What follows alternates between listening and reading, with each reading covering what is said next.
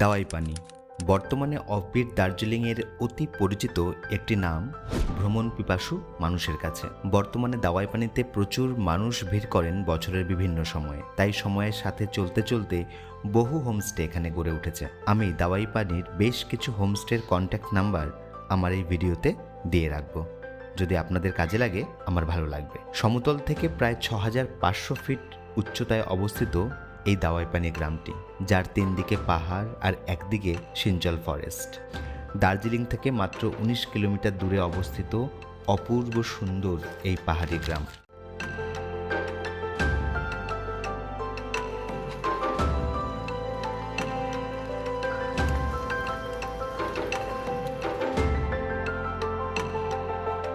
যেখান থেকে একই সাথে আপনি দেখতে পাবেন দার্জিলিং ও কাঞ্চনজঙ্ঘাকে। ছবির মতো সুন্দর সাজানো গ্রাম আর দাওয়াই পানি মনে হলেই যার হোমস্টের নাম সবার আগে আসে তিনি হলেন বীরেন রায়জি। বীরেন রায়জির এই হোমস্টে দাওয়াই পানির ওল্ডেস্ট হোমস্টে। গ্রামের বাঁদিকে দৃষ্টি ঘোরালেই দেখতে পাবেন দার্জিলিংয়ের পাহাড়। এত কাছে মনে হবে যেন হাত বাড়ালেই ছুঁয়ে ফেলা যায়। আর ডান দিকের পুরো উপত্যকা জুড়ে রয়েছে তাগদা টি স্টেট। আর ঠিক মাঝামাঝি তাকালে দেখা যায় সিকিমের 4 ধাম। আর দূরে দেখা যায় অতীব স্পষ্ট ধবল শুভ্র বিস্ময়কর কাঞ্চনজঙ্ঘা পর্বতশ্রেণীকে। গ্রামের একদম ওপরে মানে আপার দাওয়াই পানিতে গভীর নিস্তব্ধতায় অবস্থিত বীরেন রায়জির এই হোমস্টেটি। জনপ্রিয়তায় এটি এখনও সবার আগে। এখানে থাকা ও খাওয়ার খরচ জনপ্রতি 1000 থেকে 1200 টাকার মতো। আমরা বর্ষার সময় এসেছি বলে আমাদের একটু কম খরচ হয়েছে, তবে সিজন টাইমে এই থাকা এবং খাওয়ার খরচ দুটোই একটু বেশি হয়ে থাকে। হোমস্টে বুক করার জন্য ফোন নাম্বার আমি আমার স্ক্রিনেই দিয়ে দিলাম। আর আমরা যে ঘরে ছিলাম ঘরটি ছিল এই রকম।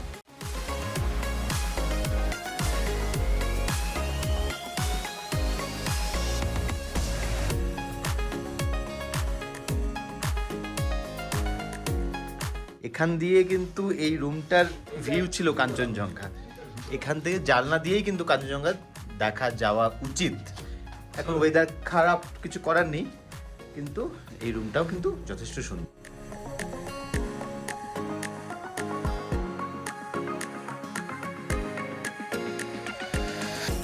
পাশেই হোমস্টের নিজস্ব ভিউ পয়েন্ট। যতদূর দেখা যায় সবুজ পাহাড় আর মেঘ, আর আকাশ পরিষ্কার থাকলে সুন্দরী কাঞ্চনজঙ্ঘা দেখেই আপনার সময় কেটে যাবে। সূর্যোদয় থেকে সূর্যাস্ত সবটাই এই ভিউ পয়েন্ট থেকেই দেখা যায়। এটা বারবিকিউ করার জায়গা। তবে ওয়েদার খারাপ থাকার জন্য সূর্যোদয় আমরা দেখতে পাইনি। তবে দার্জিলিং শহরে ধীরে ধীরে আধার নেমে আসা দেখেছি 2 চোখ ভরে।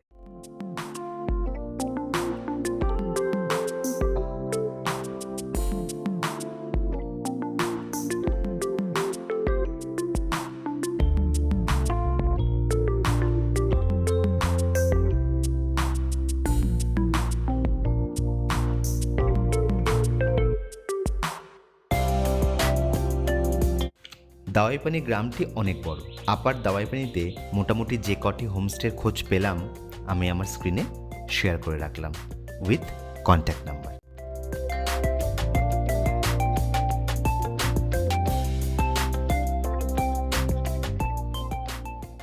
Welcome to my channel vacation voice. আপনাদেরকে স্বাগত জানাই আরও একটি ভিডিওতে। আমরা 5 বন্ধু আমরা দাওয়াই পানির উদ্দেশ্যে যাচ্ছি। সুব্রত স্যার ড্রাইভ করছেন, পিছনে নিহার ইন্ট্রোটা করিয়ে দে। আমাদের সুবিধা আছে, এই যে আমাদের বিপ্লবদা, এখানে সবাই আছে আর কি। আর আমরা ঠিক করোনেশন ব্রিজের সামনে চলে এসেছি। রাস্তা ऐसे ही है ना खराब? अरे रास्ता हाँ ऊपर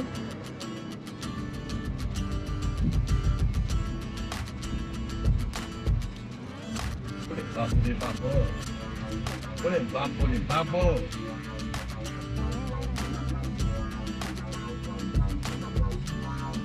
তবে উত্তরবঙ্গের এই বর্ষার সময় দাওয়াই পানি পৌঁছানোটা আমাদের পক্ষে এতটাও সহজ হয় না।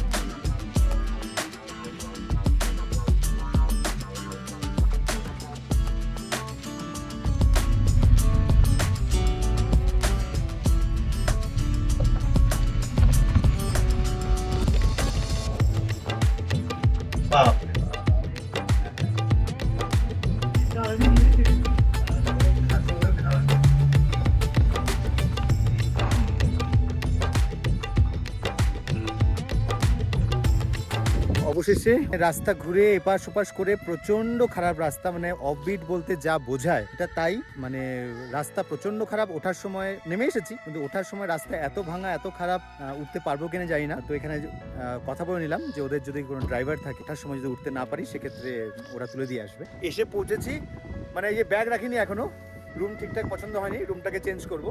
বৃষ্টির মতন মানে প্রচন্ড হাওয়া দিচ্ছে, মানে এটা আরেকটু টেম্পারেচার কম হলে বোধহয় অন্য সময় হলে এটা তুষারপাতি হতো। প্রচন্ড হাওয়া, মানে ভীষণ ঠান্ডা, প্রচন্ড হাওয়া এবং ভীষণ ঠান্ডাও বটে। জ্যাকেট পরতেই হবে, আর কিছু করার নেই, প্রচন্ড ঠান্ডা। বাপরে।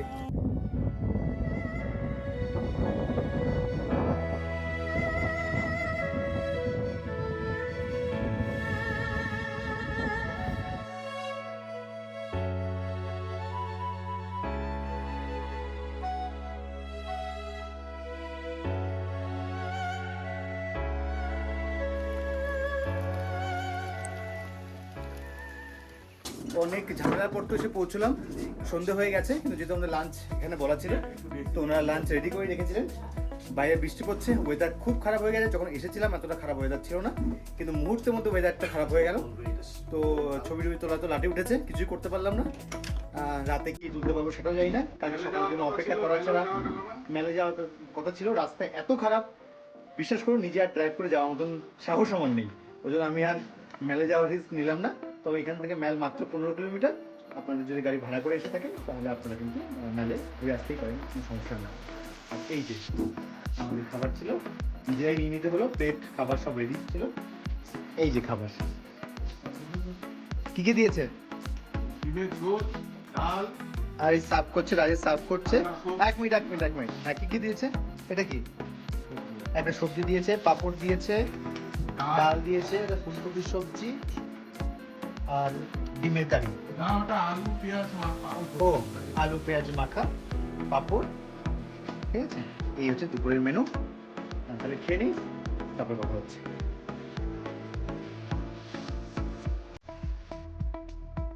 আমরা দাওয়াই পানি পৌঁছানোর লক্ষ্য নিয়ে কোচবিহার থেকে প্রায় অন্ধকার থাকতেই যাত্রা শুরু করেছিলাম। করোনেশন ব্রিজ থেকে হাতের ডান দিকে NH10 ধরে সামান্য কিছু দূর যাওয়ার পরেই যখন আমরা কালীছড়া ক্রস করেছি, পুলিশ আমাদের আটকে দিল। এই অবধি আমরা এসেছিলাম, এখান থেকে আসার পরে এখানে পুলিশ গেট দিয়ে জায়গাটাকে বন্ধ করে রেখেছে এবং আমাদের কার্শিয়াং কালিম্পং যাওয়ার পারমিশন এখান থেকে দিল না। এখানে রাস্তা ধস নেমেছে, বর্ষাকাল, এখানে রাস্তা সম্পূর্ণই বন্ধ।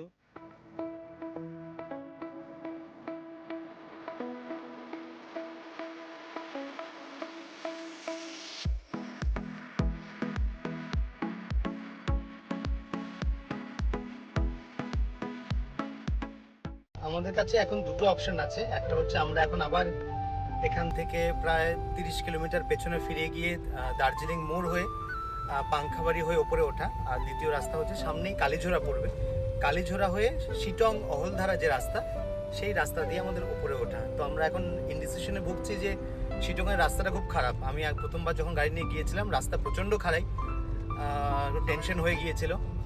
আর তা না হলে আমাদেরকে ঘুরে যেতে হলে আমাদের পৌঁছতেই আমাদের সন্ধে হয়ে যাবে।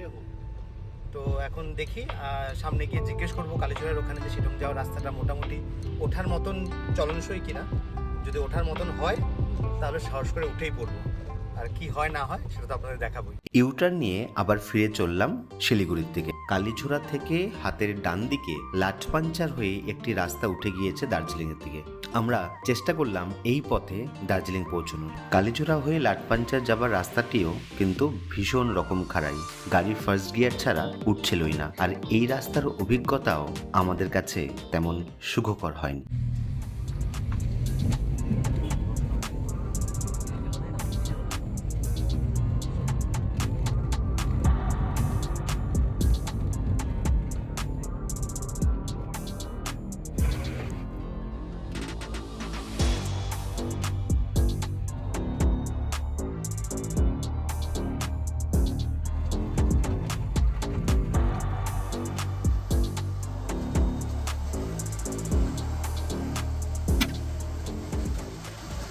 ঘড়িতে প্রায় 1:45 বাজে।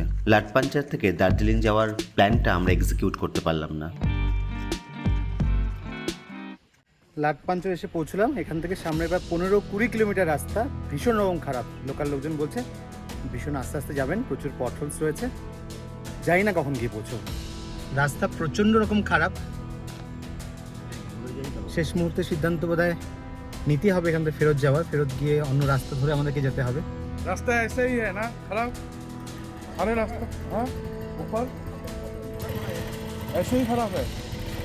লাটপাঞ্চার থেকে দার্জিলিং পৌঁছানোর যে রাস্তা, সেই রাস্তা এতটাই খারাপ এবং এতটাই অফ রোড হয়ে গিয়েছে, এত বেশি পটহোলস সেখানে রয়েছে, উঁচু নিচু এতটাই বেশি যে গ্রাউন্ড ক্লিয়ারেন্স বেশি আছে, এমন গাড়ি ছাড়া এই রাস্তা পাড়ি দেওয়া অসম্ভব। 12টা 12:30টার মধ্যে আমাদের পৌঁছে যাওয়ার কথা ছিল দাওয়াই পানিতে, কিন্তু NH10 বন্ধ থাকাতে শিটং দিয়ে ওঠার চেষ্টা করলাম। রাস্তা প্রচণ্ড খারাপ, যাওয়া গেল না। এখন বাজে প্রায় 1:45। আমরা এই মুহূর্তে শিলিগুড়িতে। এখান থেকে আমরা জোরবাংলো মোড় হয়ে আমরা দাওয়াই পানি ওঠার চেষ্টা করছি। সবারই মানসিকতা, মন মেজাজ খুব খারাপ। মানে এতক্ষণ আমাদের দাওয়াই পানি থেকে হোমস্টে গিয়ে আমাদের বসে থাকার কথা ছিল, লাঞ্চ করার কথা ছিল, সেটা আমাদের শিলিগুড়িতে আছি। এখান থেকে মোটামুটি আরও 3 ঘন্টা সময় লাগবে আমাদের যেতে। দার্জিলিং মোড় থেকে লাঞ্চ সেরে আমরা দাওয়াই পানির উদ্দেশ্যে রওনা দিলাম। দূরত্ব মোটামুটি 65 কিলোমিটার। এখান থেকে রোহিণী পাংখাবাড়ি রোড হয়ে আমরা পৌঁছবো কার্শিয়াং। কার্শিয়াংয়ে জ্যামের মধ্যে পড়েছি। সেখান থেকে পৌঁছবো এই জোরবাংলো মোড়ে। জোরবাংলো মোড় থেকে হাতের ডান দিকে যে রাস্তাটি লামাহাট্টার দিকে চলে গিয়েছে, সেই দিকে যাব। এই রাস্তায় গেলে আমরা পাবো 6 মাইল বাজার, আর এই 6 মাইল বাজারের একটু আগে হাতের বাঁ দিকে ওপরের দিকে একটি রাস্তা উঠে গিয়েছে, বোর্ডে লেখাই রয়েছে ওয়ে টু দাওয়াই পানি। এই রোড ধরে 3.5 কিলোমিটার গেলেই আমরা পৌঁছে যাব বীরেন রাইজির হোমস্টেতে, যেটি দাওয়াই পানির সব থেকে পুরনো হোমস্টে। হোমস্টের ব্যালকনিতে দাঁড়িয়ে সন্ধ্যেটা দেখুন।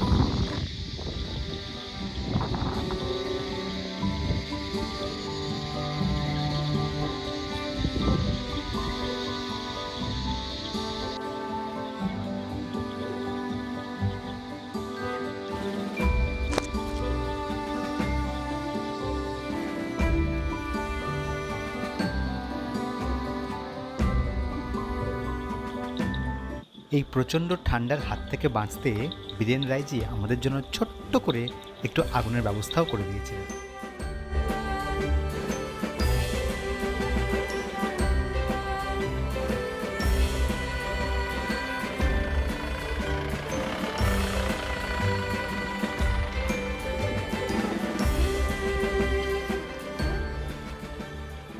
বাইরে দুর্দান্ত সুন্দর চাঁদ উঠেছে। ওরা গল্প করতে ব্যস্ত হয়ে পড়েছে। এই ঘরে এই যে আরেকজন এখানে এসে কম্বল গায়ে দিয়ে শুয়ে পড়েছে। কিছু করার নেই বাবা, ঠান্ডা লেগেছে, আমার কিছু করার নেই। এই যে আমাদের সামনে হোমস্টে।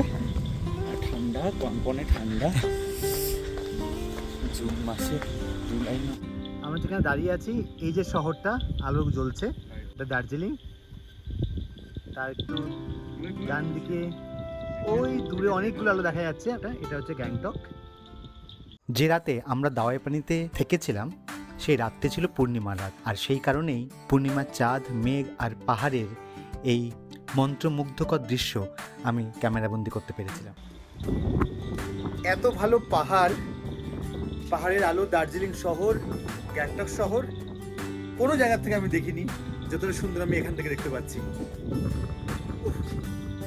ক্যামেরা তো দেখাবো, কিন্তু নিজের চোখে না দেখলে আপনারা বিশ্বাস করবেনই না যে এত সুন্দর হতে পারে প্রকৃতি। দেখুন, চেষ্টা করছি ক্যাপচার করার।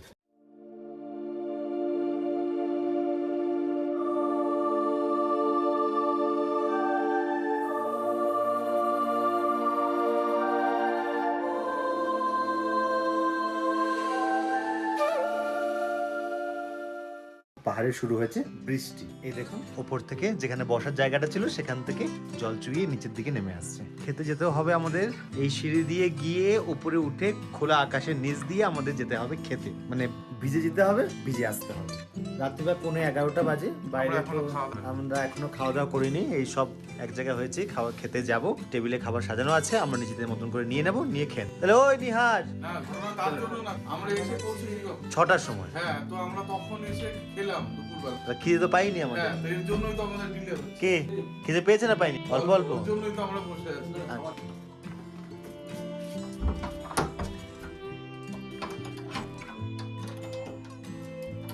চলো। I am very hungry now.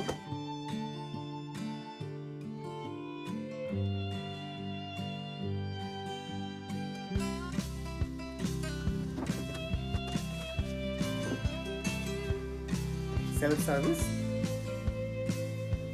কি কি দিয়েছে নিহার দেখানো একটু? ও লঙ্কা কেটে রেখেছে, পেঁয়াজ কেটে রেখেছে। এটা হচ্ছে রুটি। হ্যাঁ, এটা তো সুবিধার ইসের। ওকে, রাইস,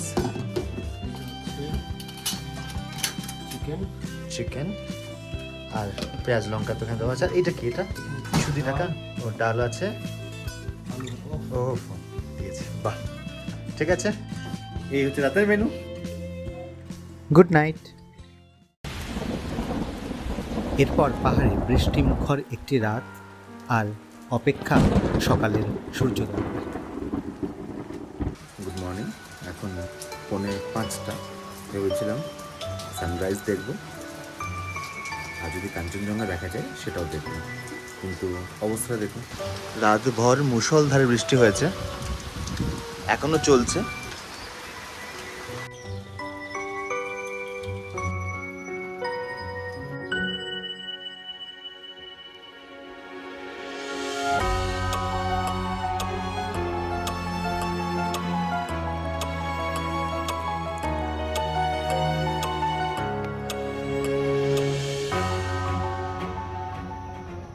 ব্রেকফাস্টে ডাক পড়েছে। ব্রেকফাস্ট করতে একে তো বর্ষাকাল, তারপর দার্জিলিং, তারপর বৃষ্টি। এই বৃষ্টি কখন থামবে কে জানে।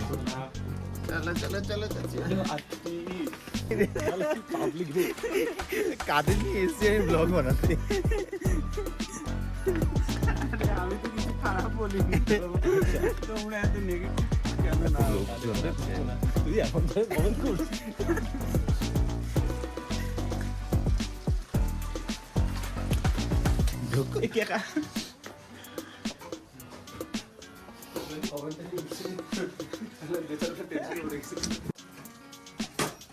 গরম গরম ধোয়া ওঠা পুরি আর সবজি, এটা হচ্ছে সকালে ব্রেকফাস্ট। পুরি সবজির পরে আমরা 5 জন এসেছিলাম, এরকম 5 টুকরো অমলেটও দিয়েছিল।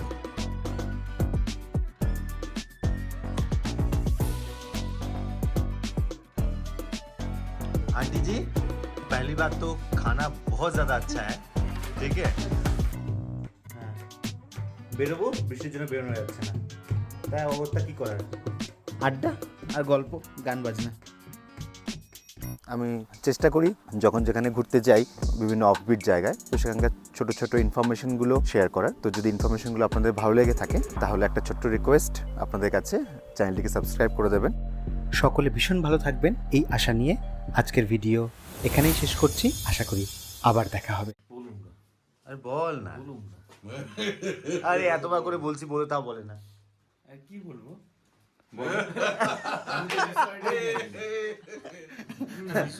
গতকাল রাত থেকে বৃষ্টি শুরু হয়েছে, এখনো কন্টিনিউ একই রকম বৃষ্টি পড়ে যাচ্ছে।